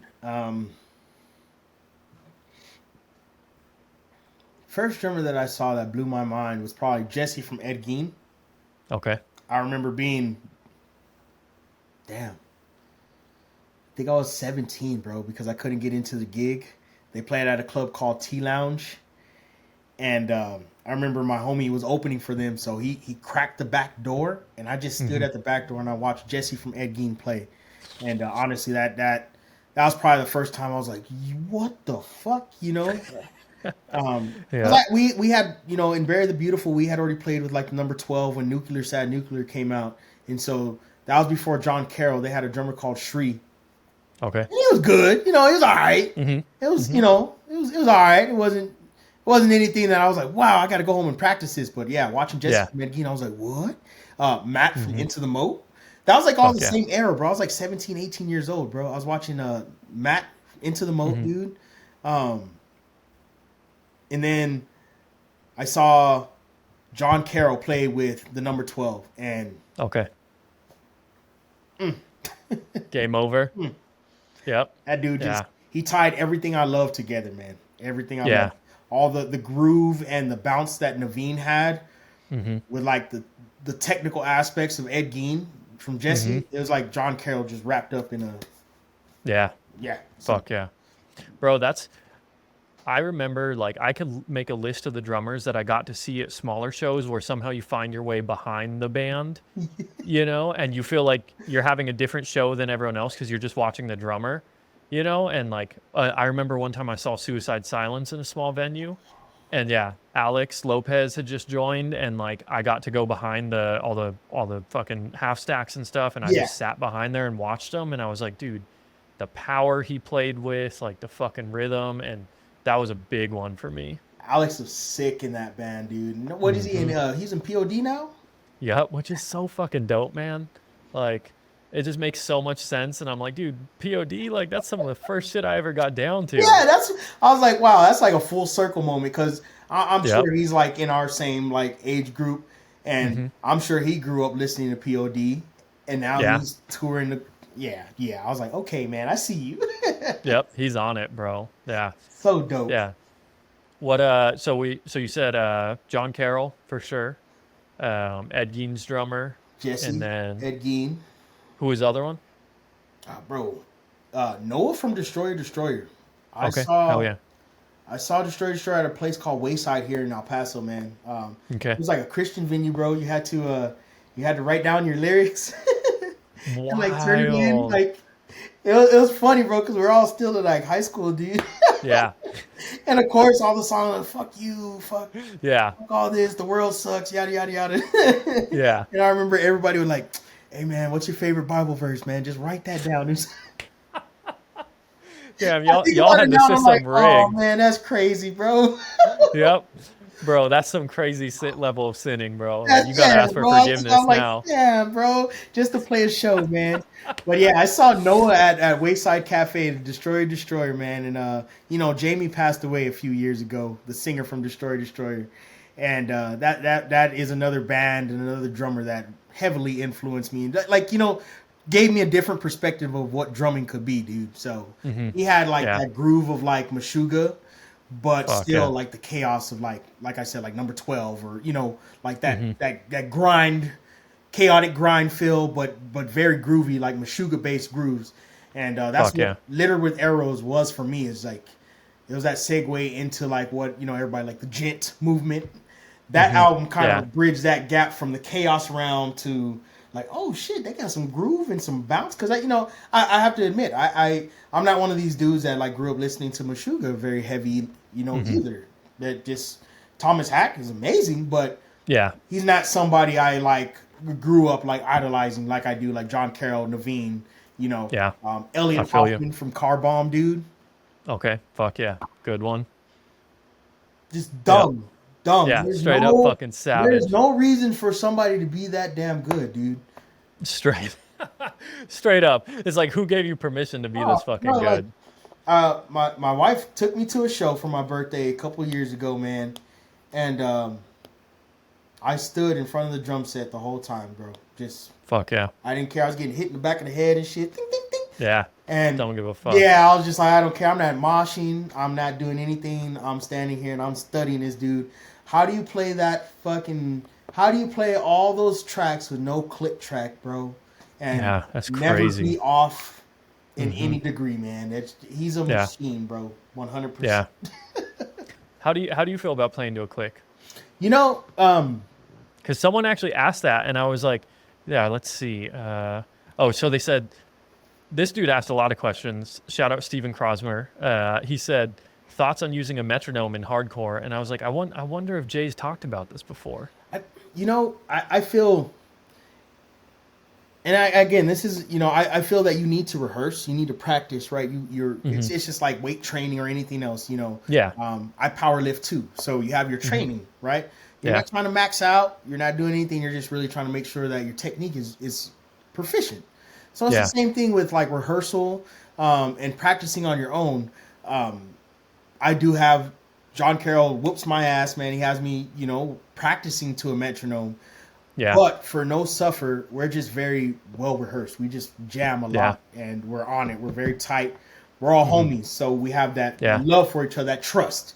So we do not Chemistry, bro. Yes. Chemistry. It matters. It really does. Now, if you're joining somebody that you haven't played with them very long, or you guys aren't cool, you guys just kind of get together for the shows and rehearsal, then I would say click track with the whole map and everything. Like when I filled in for Seeker, that was all click track because I had 3 days to learn their album Unloved. So it was all click track, man. But for No Suffer, it's a trust issue, man. You got to trust each other. So we don't use a metronome, and that allows us to modulate the tracks however the fuck we feel. Some nights we're fucking the biggest doom band in the world, and some nights we're fucking Beneath the Massacre, bro. So it depends on the vibe of the show and the mood. You know what I'm saying? And so we have that freedom, but we also have that trust of like, hey man, like just meet me at the one. The one's coming back around. Don't fucking be late. Don't miss it. And so far so good, man. We haven't fucked up live yet. So no metronome for No Suffer, man. Fuck yeah, that's so dope. Is it safe to say that like your drumming style is kind of jazz oriented?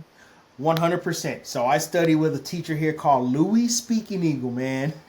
Okay. God damn. That's a jazz name if I've ever fucking heard one. Exactly, bro. That was my first 2 drum lessons, dude. My first 2 drum lessons, just jazz. He taught me to swing. He taught me 4 on the floor.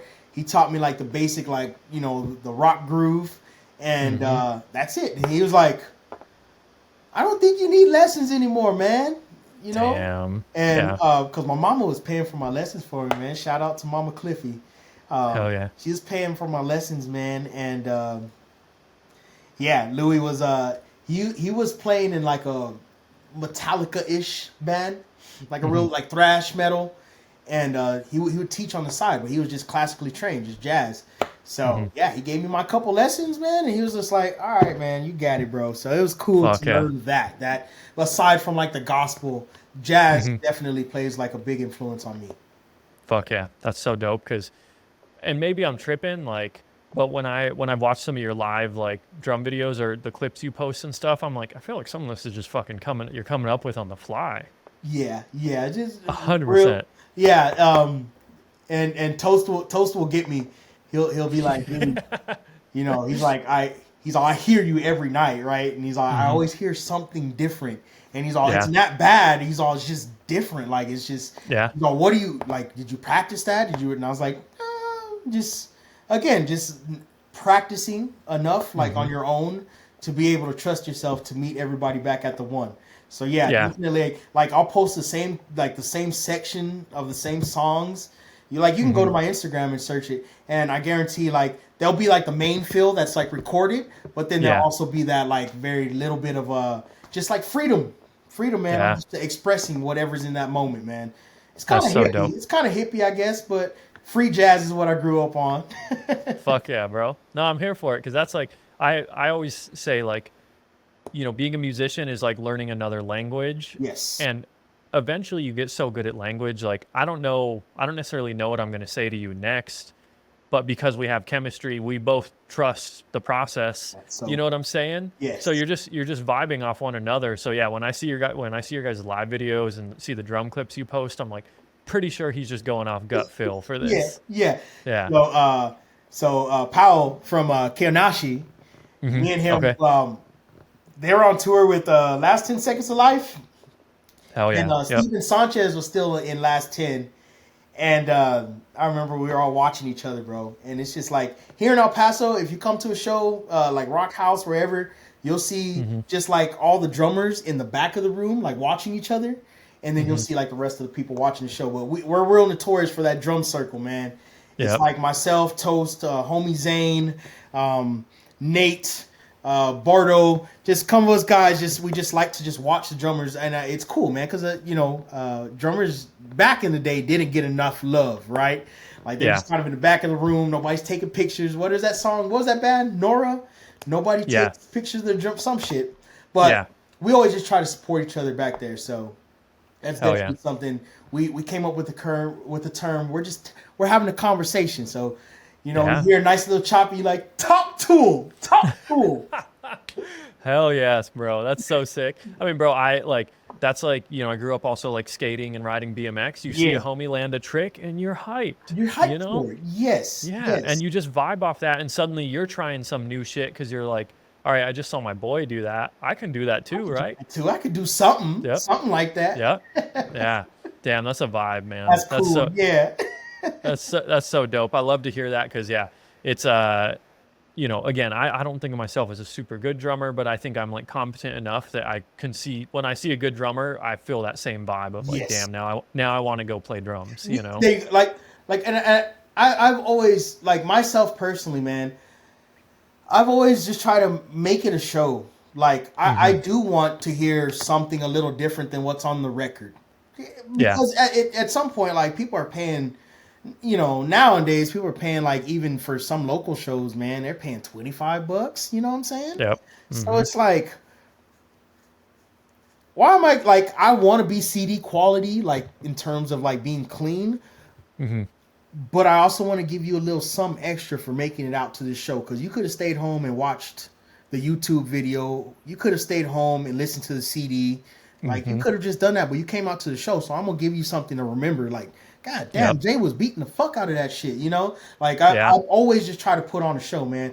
My great Yeah. grandmother, she used to say they call her Sang, and Okay. she was just she lived to be 101, bro, and she grew up in South Texas, man. So it was a little rough, you know what I'm saying? Hmm. Um, Hmm. so she just always like she sang gospel hymns all the time. And I remember when I Okay. started playing at church, she was like, "Baby, you got to make it ugly. You got to make it ugly." And I was like, "What do you mean, like make it ugly?" And what she meant is like you got to put your heart into it. Like let that emotion out. Like don't be afraid to make the face. Like, you know. And so I've Fuck always yeah. just tried to be a showman because again, people are Hmm. coming to pay. They're paying money, bro. They're not just coming and it's not like $1 or $2 anymore. It's big money shows, Yeah. man. So I've always It's tried to it's the put on a cost of show. dinner now, bro. Like, Yeah, exactly, man. Like that could be a new T-shirt, or hmm, if you're in school, that could help you get some material for school or something. But or yep. gas money, right? You know what I'm Yeah. saying? So Straight up. I definitely try to make it worth it, bro. I've always tried to put on a show, and Fuck yeah. that's just 100%. I've always tried to do that, man. Yeah, that's so dope. Wise fucking words for life too, man. It's too short to be concerned about looking perfect or being perfect. Like, Make it so ugly. you said sang? Sang, yeah. Yeah. Her name Shout was out sang. Ida Mae Reason, man. So they called her Fuck Sang. yeah. So She is a Tomlinson. So LaDainian Tomlinson is her No great way. nephew. So he played for the Chargers. Wild. Mm-hmm. Yeah. Yep. So that was my grandpa's first cousin, bro.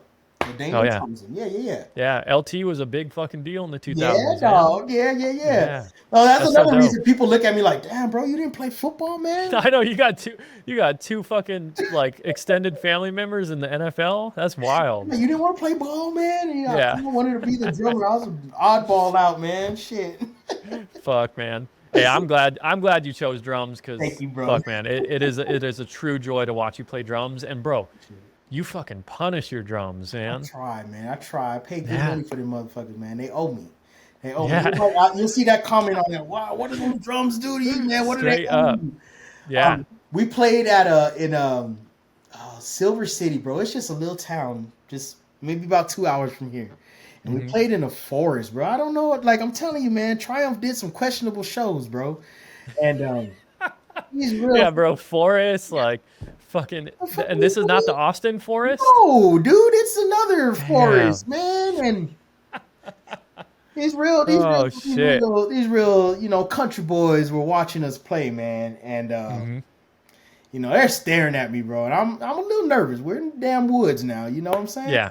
Black Hmm. man in the woods. I'm like, A lot of things can go Yeah, wrong. you know what I'm Yeah. saying? I'm like, shit, Yeah. man, we need to hurry up and play and get the hell out of here. Hmm. So afterwards, they come up and they're like, boy, I don't know what them drums did to you. Well, you made Oh them pay. shit. And I was like, okay, we cool. So again, Fuck yes. music made it all right. Hmm.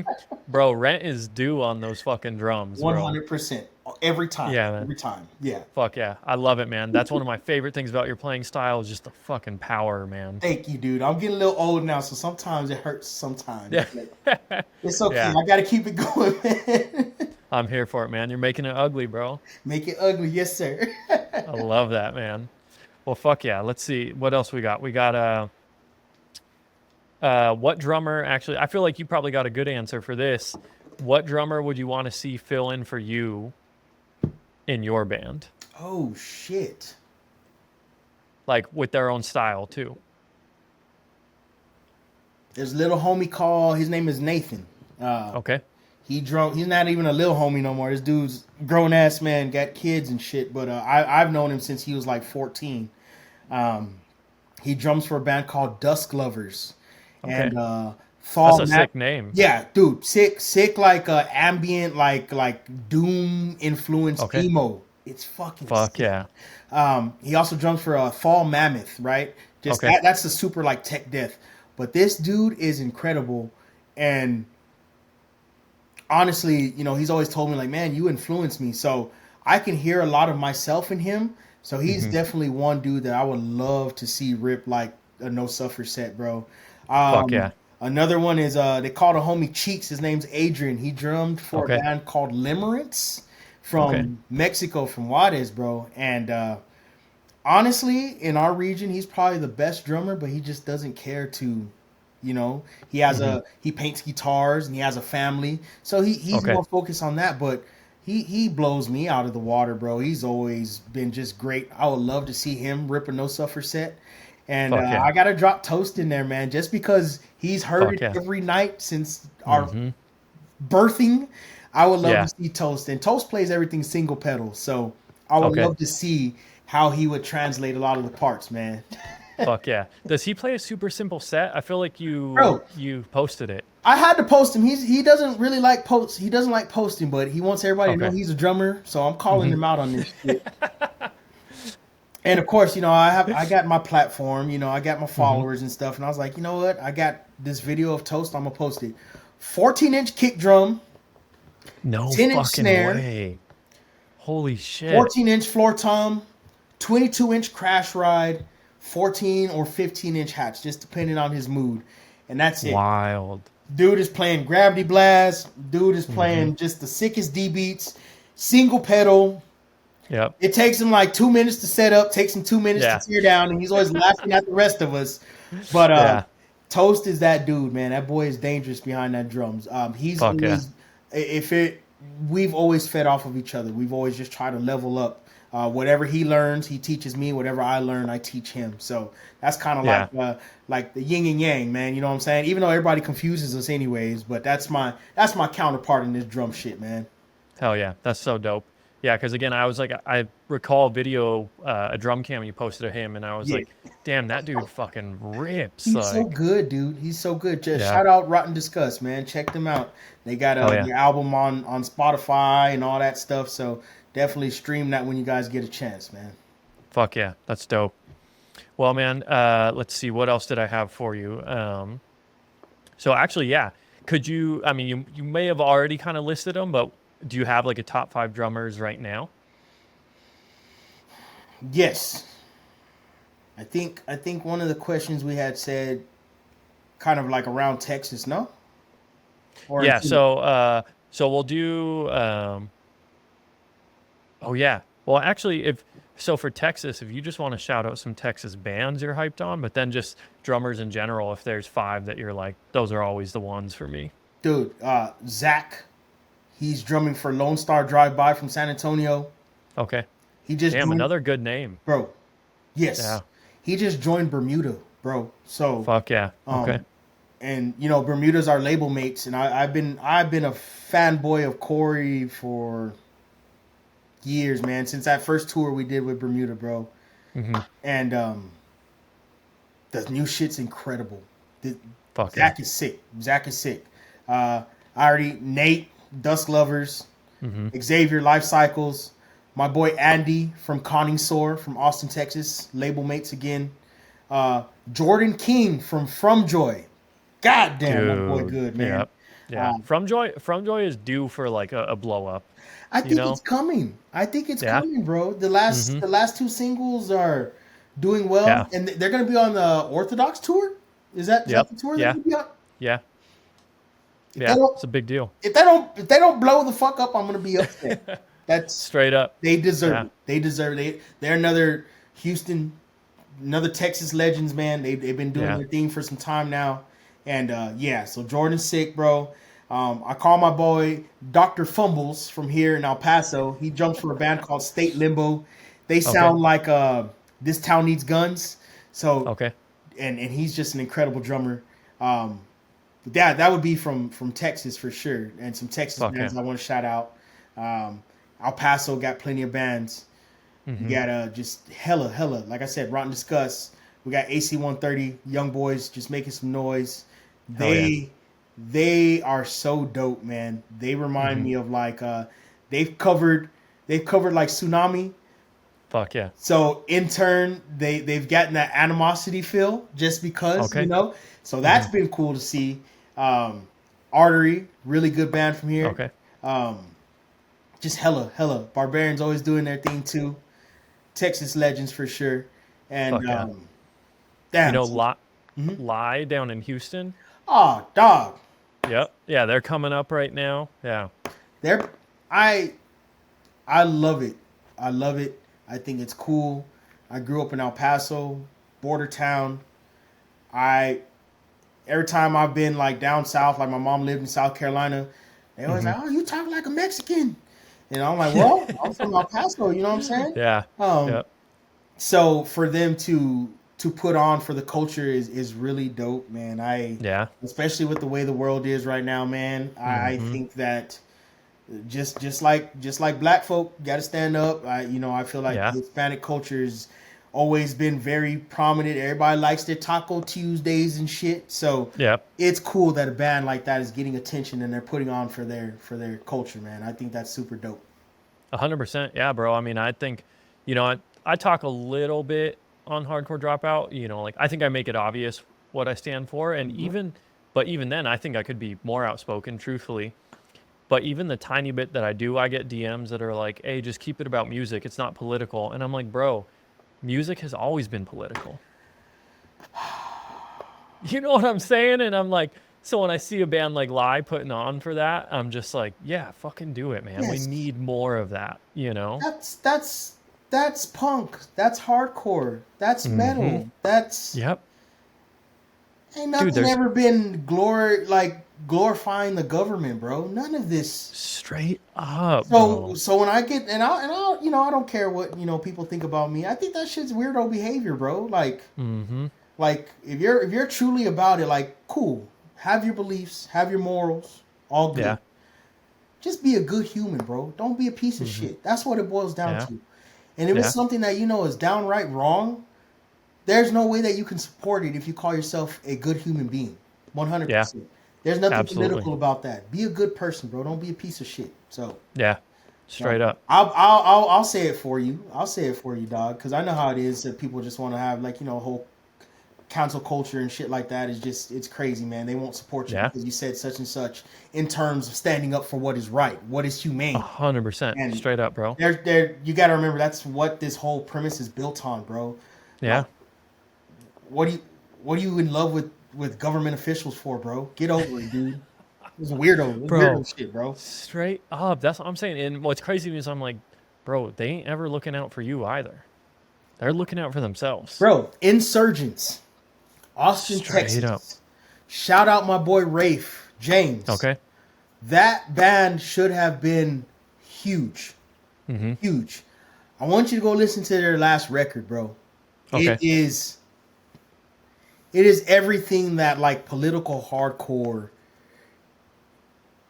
should be. Like they wrote Fuck yeah. that is the blueprint, bro. So go check out their last album. But Hell yeah. Insurgents, man. Yeah. Okay. Yeah. You said from Austin? Yes, sir. Okay. Those are our boys, man. Triumph Over Shipwreck. We did 5 or 6 tours with them, man. We call it the Wasted Life Tour. And Fuck yeah. we went coast to coast, top and bottom, man, with those dudes. So those are the homies, man. Fuck yeah. Hell yeah. Good to know. All right. I got up my search history now. There you go. Yeah, James is an amazing lyricist, bro, and he puts it into an easy to digest formula. If you don't understand what the fuck he's putting out, then you'll never get it, man. Yeah, I was gonna say then you got no hope. Yeah, you got no hope. There's no hope for you. Yeah, straight up. Yep. Hell yeah, man. Any other Texas bands you want to shout out? Dude, there's just so many, bro. You guys really like I've been meaning to make a video about this because like really in my head I have just one phrase that keeps coming up and I'm like, damn, Texas really be cooking. Bro. Like it's crazy, man. I'm gonna drop it. I'll drop it here. There's no other place, man. We took I Am on their first tour. Okay.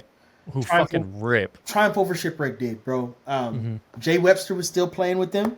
Okay. Shout out Unity. Mm-hmm. We also played, from Texas, right? Yes, yeah. Also from Texas, from Dallas. Dude, first of all, the Dallas, like Denton, Fort Worth, like that area there it's just a hot pit.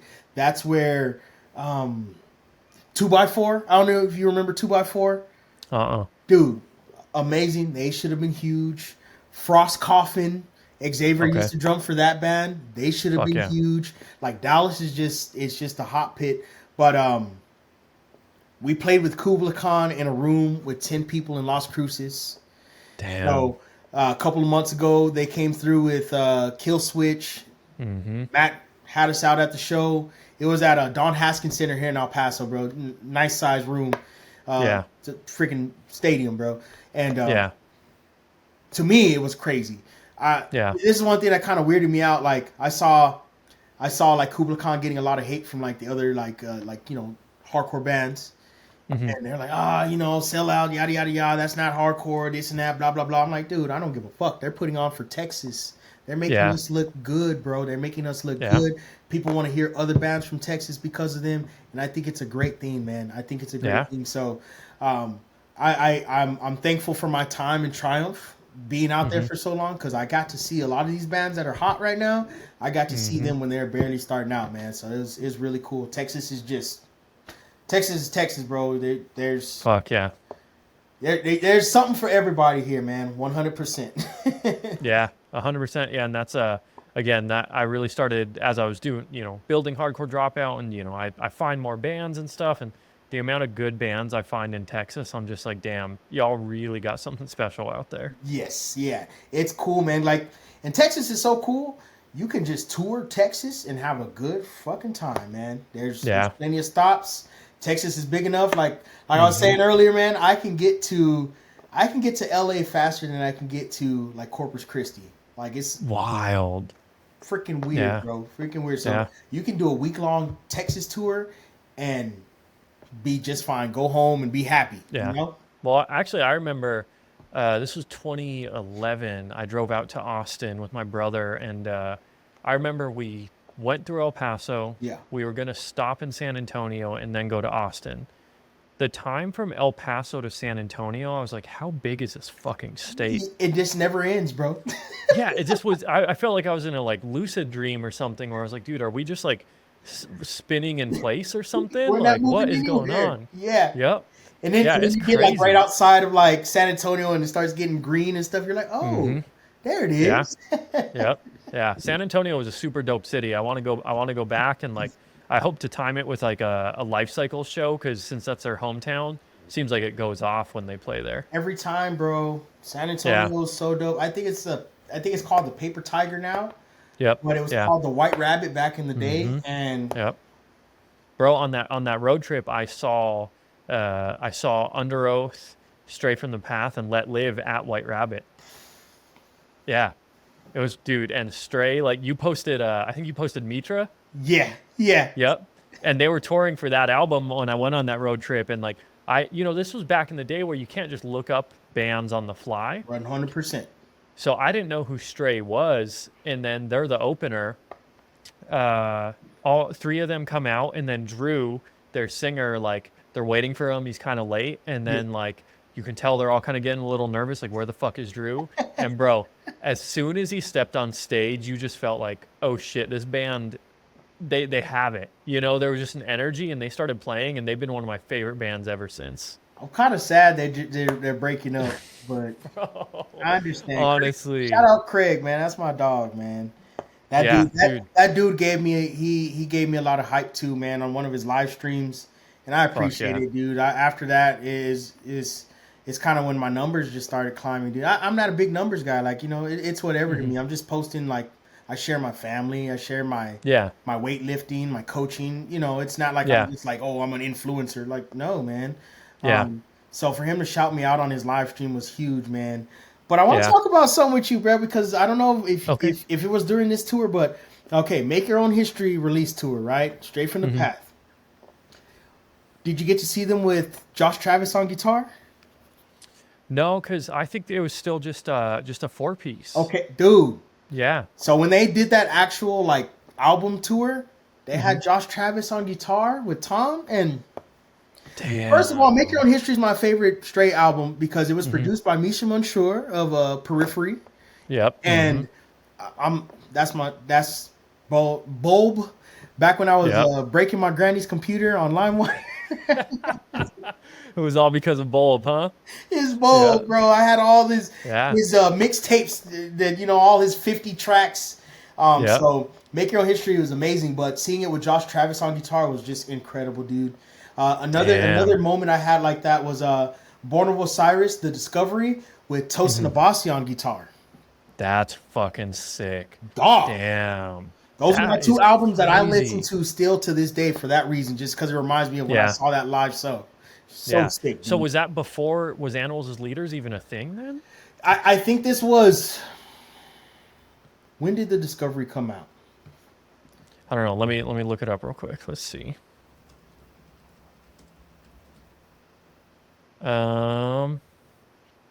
2011. 2011.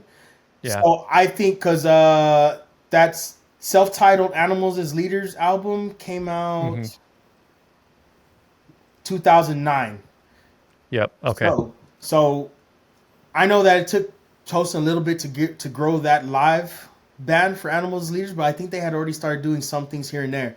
But he was filling in for Born of Osiris, so they could have like a full lineup. And Okay. that That's a album to trip. me is probably to me it's their best album. Yeah. But seeing Tosin Abasi play that shit, dude, Jesus Christ, man. Yeah. Yeah. That was dope. That was dope. That's fucking special. Yeah. Dude, incredible, man. Incredible. See, I'm Yeah. just That's showing my that's a age, trip man. because that's what's up, I said I'm showing my age now, man. right, bro? The amount of stories I have for some people where I'm like, and what's crazy is like we're not. There's an older generation than us. 100%. Yeah. You know what I mean? But we grew up in this crazy generation where like we saw the first real big boom of like internet culture. Right. So Yes. like we saw where bands were touring nonstop. We saw where like your own band could start touring because you could make connects online. So like there's some crazy fucking stories from that time. And So you know, yeah, some of my younger homies here in Phoenix, like I'll tell them certain things about like I got a homie Antonio, he loves the Acacia Strain, and I'll tell him about the Acacia Strain shows I went to. Like I've had my friend get jumped twice at Acacia Strain shows. Like, yeah, bro, like shit is was wild back then. Like you said, there was just a lot more hate back then. oh yeah, people are angry, bro. Yep. I And so saw. like Oh, sorry. no, no worries, go for it. I saw Acacia Strain when they used to tour. It was the original lineup, three guitarists, right? Mm-hmm. Yep. Played at that little shoebox Surges, and Mm-hmm. that's when they used to tour with FSU, bro. Yep. So Bro, there's a FSU bunch jumped. of Yep.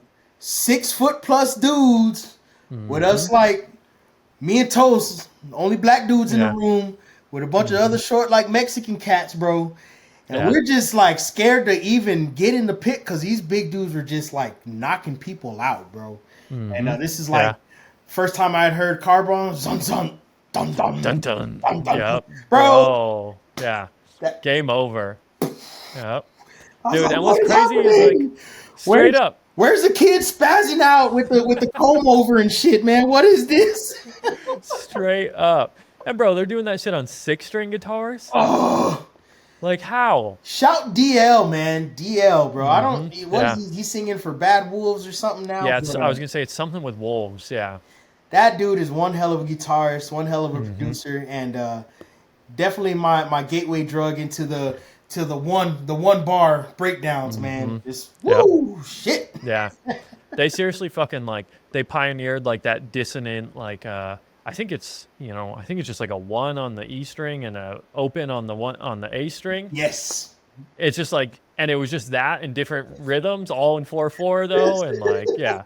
That shit was game changer though, Game bro. changer, bro. I remember that just started Yep. a whole generation of that shit, man. Mm-hmm. Yep.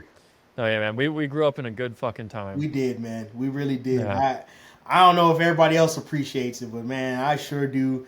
And now I Yep. understand, like hearing like the older cats like above me, like Mm-hmm. man, those were the days. I'm in Mm-hmm. that stage now where I'm like, man, y'all don't understand. Like, yes, y'all are Absolutely. seeing some good bands now, but man, we got Yep. to have the angriest, the loudest, the Yeah. most pissed off bands of all time, man. Facts. Straight up, man.